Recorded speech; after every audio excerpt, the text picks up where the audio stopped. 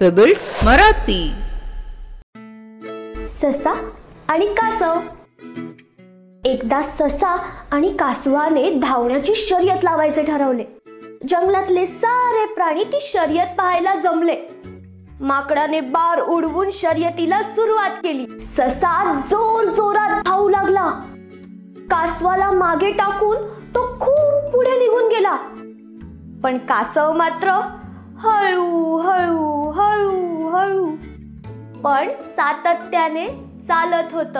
सशाने थांबून थोडा विचार केला की अरे, ही शर्यत तर मीच जिंकणार. मग कासव येईपर्यंत थोडा आराम करूया असं म्हणून तो त्या मऊ मऊ गवतावर झोपून गेला. सशाला गाढ झोप लागली आणि इकडे कासव हळू हळू हळू हळू चालत सशाला पार करून पुढे निघून गेलं. थोड्या वेळाने सशाची झोप उडाली आणि तो जोर जोरात धावत सुटला. पण बघतो तर काय, कासवाने शर्यत आधीच जिंकली होती. तर मुलांनो, ह्या गोष्टीवरनं आपण असं शिकलो की फाजील आत्मविश्वास अपयश देतो. पेबल्स मराठी.